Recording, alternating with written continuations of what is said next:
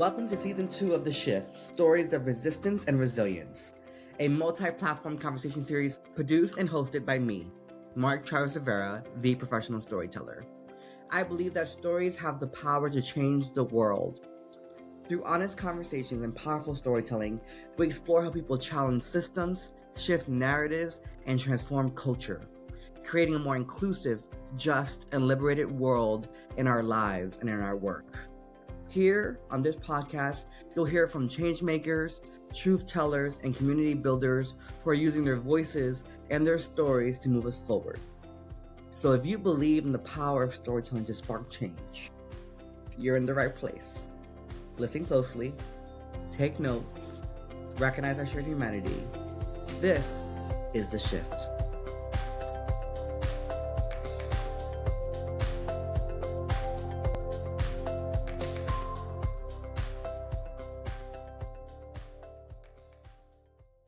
Hello, beautiful people. I'm so excited to be having another conversation for Season 2 of The Shift, Stories of Resistance and Resilience.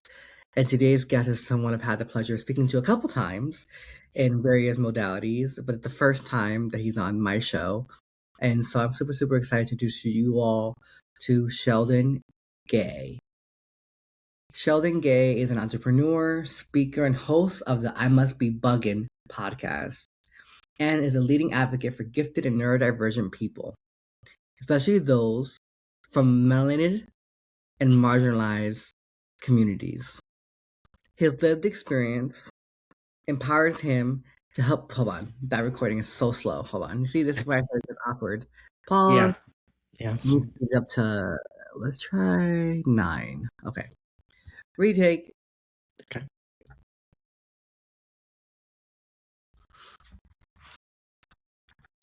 Sheldon Gay, an entrepreneur, speaker, and host of the I Must Be Buggin' podcast, is a leading advocate for gifted and neurodivergent people, especially those from melanated and marginalized communities. His lived experience empowers him to help people become curious about their minds, foster community, as well as experience peace and joy through authenticity. And he is my guest today on The Shift. Welcome, Sheldon. How are you? Thank you so much for having me. I'm doing well, all things considered. I know we chatted a little bit, beforehand about all the things that are going on, but yeah, I'm doing pretty good. Thanks for having me. Yeah, thank you for saying yes and accepting my invite. Yes. We read about some of the work that you do in your bio, but who are you outside the professional highlights I read in your bio? Yeah. Man, and I'll share about that, but before I get started, let me share a visual description for those that it's helpful for. So yes, again, my name is Sheldon Gay, pronouns he and him. And today I have on my black over-ear headphones, I have on a black hoodie of my design, which says Decolonize Your Mind. I am a black man with light brown skin, with black curly hair, a mustache, a little goatee. And behind me, it's a wall with some bookshelves, and it has a few of my favorite personal items and favorite books, including a pillow of my design which says labels don't have to feel like pathology. And so after that, a little bit of a mouthful, who I am outside of my bio. I mean, I'm a son, I'm a brother, I'm a partner, I am, many different things. I think fundamentally I am, continuing to see myself as a evangelist of love, as it were. Doing a lot of work around, when people ask me like what my work is even about, I could talk about neurodivergence, I could talk about giftedness specifically, but what I think about fundamentally for me, it's really about helping people love themselves and how that then helps them love others. And so I'm like, that's, kind of my special interest. Literally before this recording, I finished reading a book called For the Love of Men by Liz Plank. So for those who may not be familiar, that was a really good read and tapped into a lot of the feminists, particularly Black feminist scholars that many of us are familiar with. And so yeah, I'm a you know, that's what I am as. I'm a love guru, or not guru, love uh I love love. Let me put it to you that Yeah, way. So I was gonna say I always tell people I am the lover of my friend mhm, group. I love mhm, love, and it's the mhm, one area of my life I can't seem to get right. yeah. So that resonates with me around Mhm, being a lover or being mhm, loving or loving love. mhm, Thank you for sharing. mhm. Um, I have a follow up question to that based on what you Yes. just said. Again, I didn't know you were going to say that. So, in a world that often sees Black men as less than human, Mm, as unable or incapable of love, of being loving, right? mhm, Because oftentimes Black men are viewed through the lens of aggression and violence and threat mhm, through the white supremacy culture. mhm. How does showing up as a loving man, especially a loving Black man, shift the way people interact with you? Wow, I love this question. So this has become particularly evident and kind of prominent in my life in the last couple of years as I've really stepped into this, loving identity, I will say. And so, from friends to, business associates, to others, right? Like family members and others. One of the things that has been very clear is the stark way that I appear as it relates to those preconceptions. And so I've spent a lot of time, if you had asked me, whatever, 5, 10 years ago about how I show up and how people react to it, I would have had a different perspective because there have been a lot of people who were kind of like, you can't possibly be this guy. Like you don't fit, this narrative, right? Whether it relates to how patriarchy might be expected to be performed by me, how particularly Black manhood may be expected to be performed by me. That was something that I kind of took personally, and frankly, I doubted in myself. But in the last couple of years, I started to realize, no, like this is who I am. I am this person who, is extraordinarily compassionate, and, someone who is not just just tapping into here and there thoughts around what it means to be loving. And again, with when it comes to friends all the way, beyond, I'm somebody who really, really does the deep work. And so, um, a couple of different things that come up for me, even just what was it, end of last week, was having a conversation with some folks who, hopefully will, and I'll get the opportunity to speak to their organization. And one of the last things Oh, they I said think to we me, lost. You broke up for a little bit, Sheldon. Can you repeat what you just said? oh, okay, yeah, sorry, yeah, it's saying, I don't know why I'm having issues. Okay. Um, so what I was just saying is, sorry, should I start all the way from the beginning? No, just yeah. Why don't we do that? Because I was about to say I don't know where I got cut off. Yeah, So no worries. Go ahead. okay. Um. Oh, okay. So what? It's a great question. I love this question because what it helps me reflect on is the difference between how I feel like I've shown up in the last couple of years versus what I would have thought of myself, 5, 10 years ago.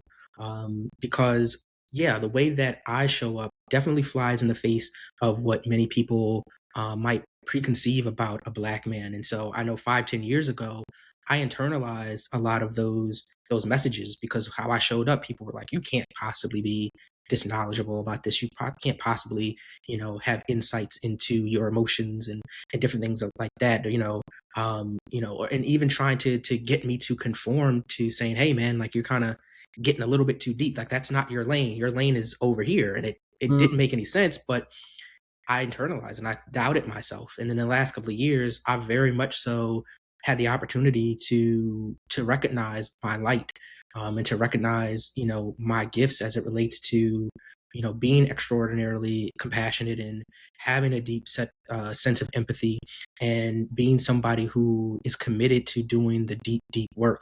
And so, yeah, like a lot of people have begun to recognize and demonstrate this to me, kind of conversely to how it would have been 5, 10 years ago.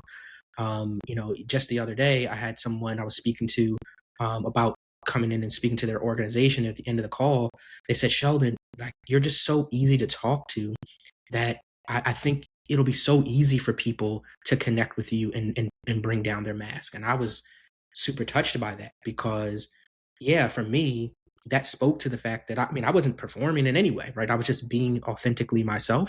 But this person took up time out to acknowledge that. And I'll just say one other example too is, a few months ago, I was on a call with someone talking about, this potential joint venture. And they said, Sheldon, I got to tell you, I, I have trouble dealing with men, but you were somebody who makes me like question that because you bring out these things and you're so thoughtful about listening and so thoughtful about your insights into, you know, what I'm feeling, that it's just a refreshing experience. And I was like, oh shoot, like, and so I share those examples because I'm happy that I'm able to hear those things, but I'm even happier that it is through my authenticity that those things are showing up as opposed to some sort of performance, because then that means that's a part of me that tells me something about who I am. And so, yeah, a lot of my work is very much so about helping to rewrite those narratives for people. Yeah, and I will agree with that person. I don't have a lot of straight guy friends or straight guy associates here.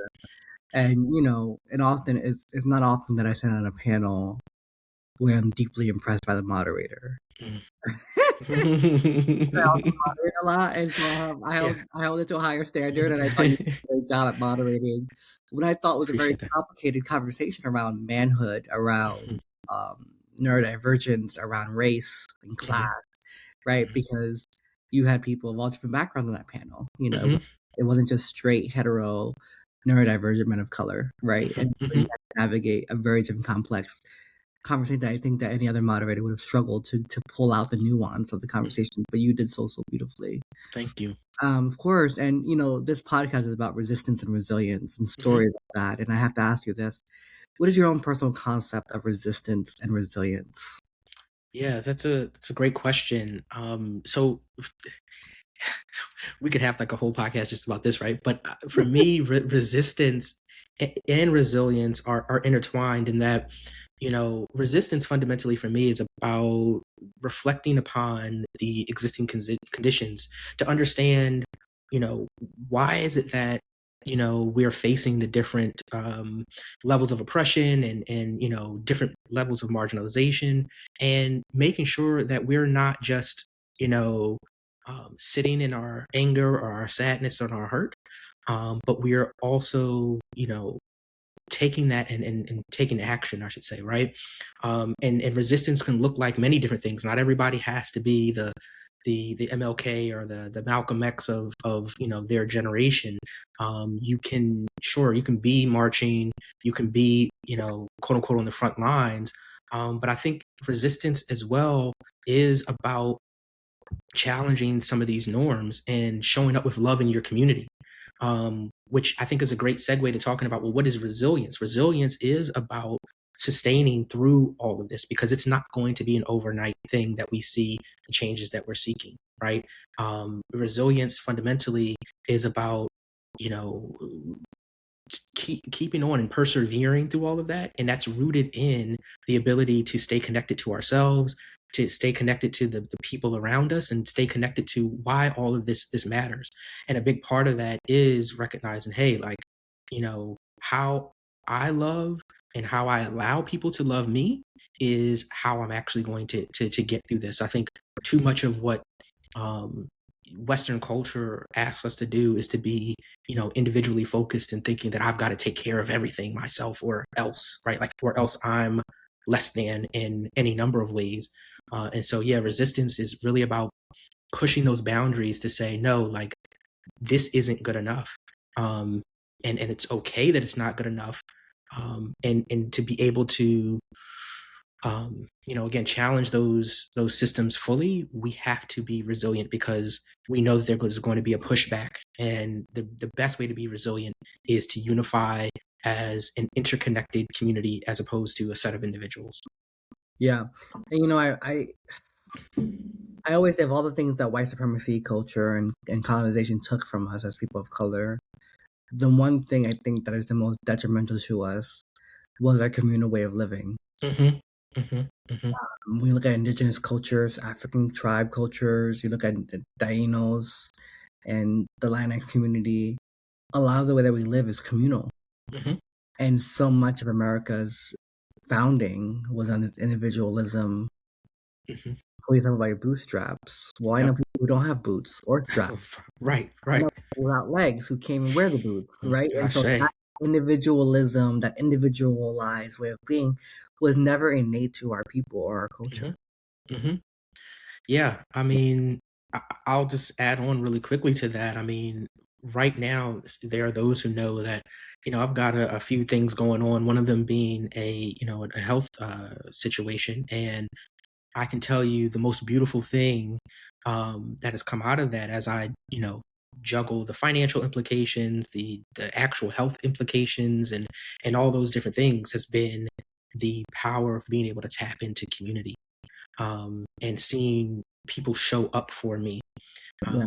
which for me was also a reflection of the way that I showed up for them, because otherwise I would have, put out the call and it would have been, like, talking into the abyss. But what came back was an echo of love. And that to me, again, speaks to what I remember from when I was younger, about how neighborhoods and communities really were built. And so that, what you're speaking to is definitely resonant. Yeah. And whatever else is going on with you, I hope I'm sending you lots of healing energy and a Thank first you. recovery. Um, you have this great podcast that I was just a guest on, Hmm. called "I Must Be Buggin'." Yes. It Thank you. offers a lot of insights and stories. You are a man of color who is neurodivergent. Um, I feel like I don't see much representation of Black and brown men who are Hmm. neurodivergent. Hmm. Hmm. Often, when we talk about neurodivergence in men, the first thing that pops in my mind is white men, white young men. Hmm. Uh, Hmm. and so in your podcast, I Must Be Buggin', you offer a lot of different perspectives and you really allow for representation to exist. Why do you think representation matters in your view? Like, why does it matter so much? Yeah, I think it's critical because of a few different things. One, I mean, fundamentally, it's about this thing of being able to see yourself, right, and recognize what's going on. My a podcast, I Must Be Buggin', where the buggin is BUGN and stands for Black, underrepresented, unidentified. Underline that for a second. Gifted and otherwise neurodivergent is Oh, based I in don't think I knew that. yeah, That's yeah. So so like cool. yeah, so like the unidentified piece is a key part because I started it because I got to my early 40s and didn't realize that I was neurodivergent that entire time. Wait, And you're in your early 40s? yeah. I forgot I didn't If you're listening to this podcast on Spotify, Amazon Music, or Apple Podcasts, you have to go to my YouTube channel so you can see Sheldon. He does not look like he's in his mid 40s. Okay, I'm sorry. Carry Thank on. you, thank you, thank you. No, but I I forgot I hadn't brought that out. But yeah, no, like I went through 41 years of my life without realizing what was going on, and once I had that revelation, I saw how powerful it was. And one of the reasons that I was able to do that is because I got to see how it showed up for people like me. Mm, I had to hear stories of not of the typical like little white boy perspective on what neurodivergence is, and how the DSM may be modeled, but because of me seeing myself and others. And so representation is critical. One of the guests, and very quickly to that point, like one of my guests a few episodes ago was talking about, this is a therapist. This is a therapist. She's doing amazing neurodivergent research, down in North Carolina. But she's a therapist, family therapist, and she'd been diagnosing people for years. And mm, she told the story about how it wasn't until a Black autistic man was sitting, across from her, that all of a sudden it clicked for her that she was autistic. And she said, as he told his story, all of a sudden that was like game changing for her. And she said she immediately after the session, like, broke down, called her mom, and was like, "Mom, I'm autistic. Mom, I'm autistic. Like, what are we doing, right? And how do we kind of like address this?" And so for me, representation is so important because it can unlock things for people individually to see themselves, to get the access to the questions that they may be facing as it relates to, like, why do I think this way? Mhm. Why is this such a challenge for me? I'm so good over here, but I'm having challenges over here, right? It is not until you can kind of hear a familiar story, or see a familiar face going through that same thing, that sometimes that's what makes it click. I Yeah. think the other thing is kind of going back to some of what we were talking about before, is that there are other people who have these narratives about, either, melanated and marginalized people's behavior, that they try to demonize, right, and stigmatize. And the truth is, oh wait, like, this is something that actually, is, again, if little Johnny was doing the same exact thing, you all would be celebrating it. But if it's us, all of a sudden you're demonizing it. Like, this needs to be put on full display, um, as well, helping people to understand, um, that these different ways of being are not brokenness. They're actually rooted in, the special, what I call brain sparkle. And so, yeah, I think it's really important, not just for the individual, but for society to see, um, that we exist, because otherwise our needs, can easily be overlooked. I love that brain sparkle. I've never heard someone say it that way. Yeah. Yeah. I also was later diagnosed later in life. And funny enough, I was watching an episode of Grey's Anatomy, Mm, and one of the residents, one of the interns, his storyline was that he had ADHD, mm, and that he was having a hard time focusing and remembering details, and his handwriting was sloppy, like he wasn't like closing the loop on certain things, and it had mhm, caused some kind of issue for him in the hospital. mhm, And I was mhm, like, man, that sounds familiar. That experience sounds mhm, familiar. mhm, I spoke to my psychiatrist and my doctors, and it was one of those weird things where, and I think we talk a little bit about this on your podcast. I don't want to go too deep into this because I want mhm, to check out the episode that you and I did for yours mhm, around this idea. I didn't want to claim one more marginalized identity, mhm, mhm, mhm, mhm. because if being brown and crippled, physically crippled and queer, and you're not conforming wasn't enough, now I need to add neurodivergent to the mix. Yeah. And there was a lot of shame in there for me for several weeks. I felt deep shame. I didn't even talk Mhm, about it for a long time. mhm, And then I just stopped because I value authenticity like you. And I said, mhm. there's nothing to be ashamed of. Right. I need to embrace this as much as I embrace every other aspect of myself. Mhm, And I found freedom, a deepened sense of freedom in that revelation for me. mhm, Um, you all, I drafted these questions. The date of this recording is March 2nd. I drafted these questions. The last, All right, sorry. Before we go on, can I just add one more thing to that? Sorry, just really quickly, yeah, because it was so, on time, that I saw this, or that I told you, I just finished reading For the Love of Men, and at mhm, the very end of the book, there is an example that of a black queer man with, cerebral palsy, who was mhm, talking about, yeah, right, was talking about his basically he was talking about the first kiss that he had with a man, and he's like, look, I may have seen like gay men kiss, but mhm, I've not seen black gay disabled men. And so he was like, this kiss was awkward, but it because he didn't like, am I, all the questions that people would typically have, right? Am I doing it right? Like, what yeah, does this look like? Who's looking at me? yeah, What part of me are they looking at, right? yeah. And so we could go on for days about that, but I thought it was such a perfect example of, again, why representation matters, right? Because here we are just talking about, an experience that hopefully anyone that wishes for it to happen can have, but Yeah. have it freely. And if you can see yourself represented outside of yourself, that experience is offered to you much more freely. And so this is, again, another reason why representation matters. And I just wanted to make sure that I tossed that in there. I appreciate you tossing it in there, and I think I have a lot of disabled friends, and I also have a Mhm, lot of queer disabled friends, and so mhm, for me, that's not shocking, right? Because mhm, newsflash for those watching or listening to this, disabled people have sex, Disabled people have sexualities. Disabled people have different gender identities and expressions. Disabled people are also like our non-disabled counterparts, and that we come in various flavors and we have various kinks and various interests and various ways of doing things. And I had to say that because for such a long time, people, when they saw me as disabled, right? Because now my disability isn't as visible for people. They just didn't have a gay walk, which is a whole other conversation that we won't go into today. Right, But right. this idea around, I was desexualized. And, Mm-hmm. and when you desexualize someone, that is a form of dehumanization, Absolutely. right? Absolutely. To deny someone their full sexuality is to dehumanize them. Mm-hmm. So I really appreciate you sharing that. Yeah. Before we go to the next question, I just want to put a disclaimer out here that we are recording this interview on March 2nd, 2026. These questions were developed about a week prior, before um, the US and Israel bombed Iran. Mm-hmm.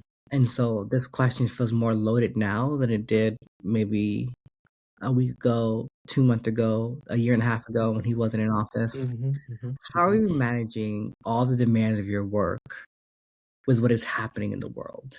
And you also mentioned having some health challenges. And so, Yeah. how are you managing all this? Yeah.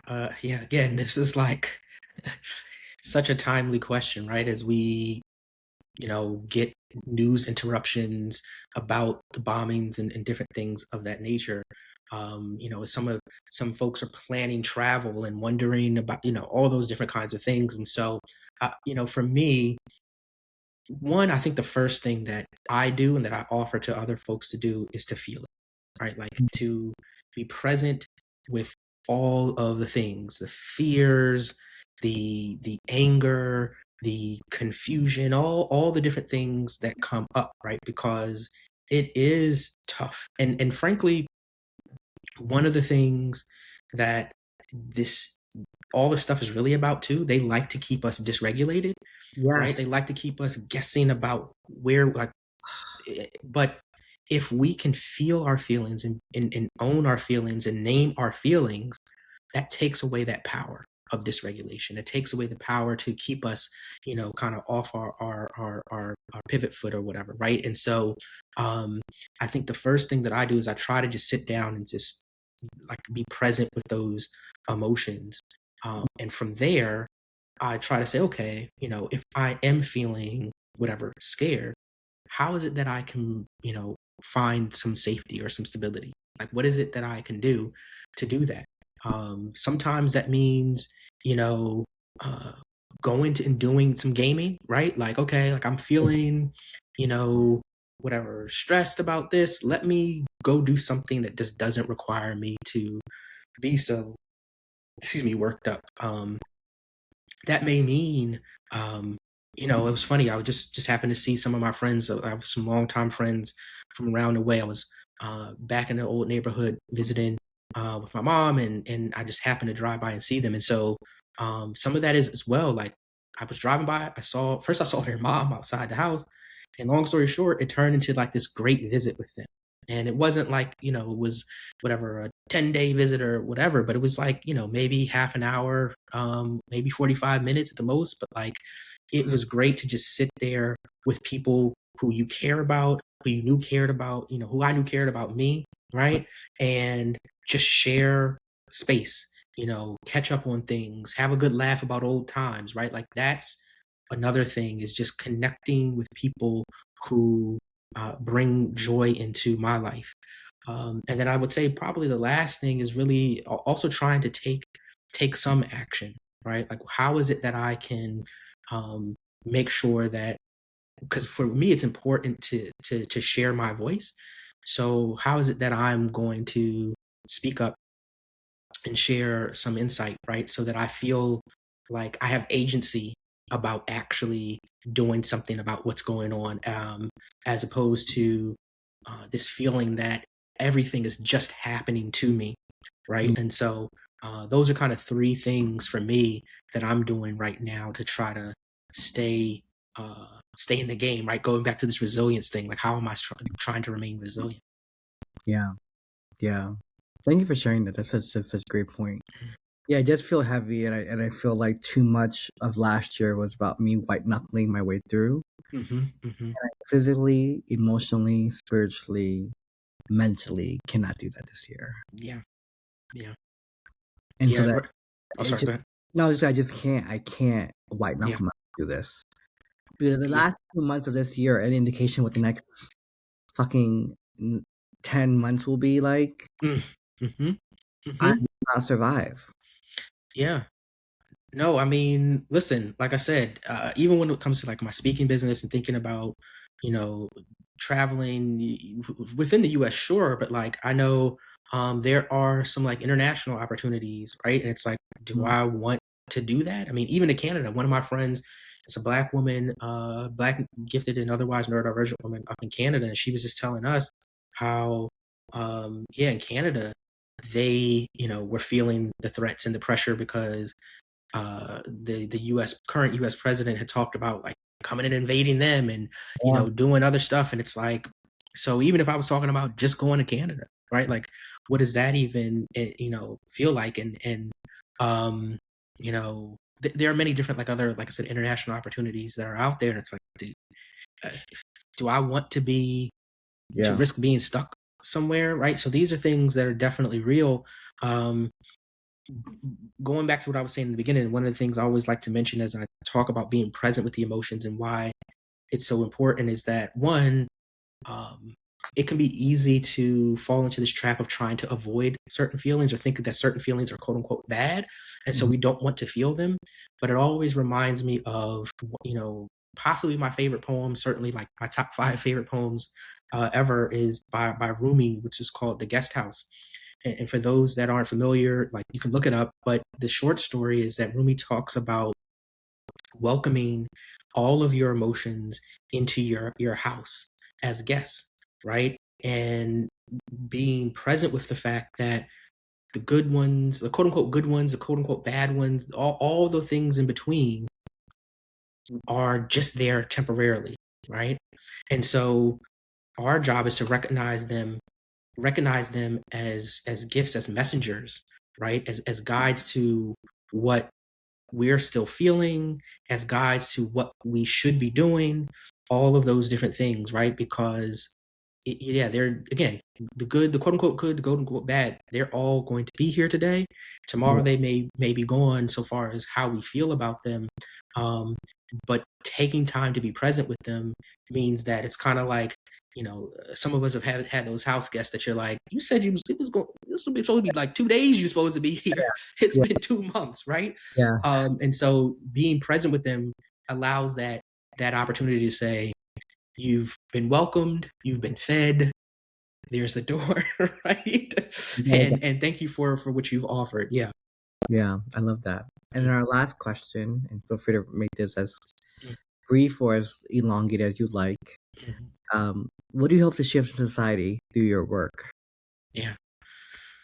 What I hope to share, I mean, first and foremost, my life's purpose, I say, is to leverage technology to create a more equitable, just, and joyous world, right? So that, you Mm, know, we could cut it right there, right? And that would kind of summarize it. But I think, specifically as it relates to this work, what the two main things that I want to help is to again bring light to the fact that uh, black and otherwise melanated neurodivergent folks exist and the ways in which we exist. yeah, That for example, our stimming may look like dancing. Our just the way that we show up is different, but we're here and our perspectives matter. And then I think again the story still comes back to this fundamental thing about love. I hope to eventually get a PhD focused on helping people understand how Black and otherwise melanated neurodivergent people uh, connect in love. Because I think it's so mm, important. Going back to even what you talked about earlier, so far as give me some of chill. these lost recipes, as it were, right? Around things that we knew and have known for forever, but they have been, lost because of the ways in which we've interacted with Western society, right? Yeah. But going back to that and saying, not only more broadly, we've had lessons that actually everyone should be learning, but particularly for us as neurodivergent folks, I want to highlight how that is uniquely true for those whose minds are wired differently, Yeah. and what those very special thoughts and very special ways of navigating these spaces can teach us about what love means.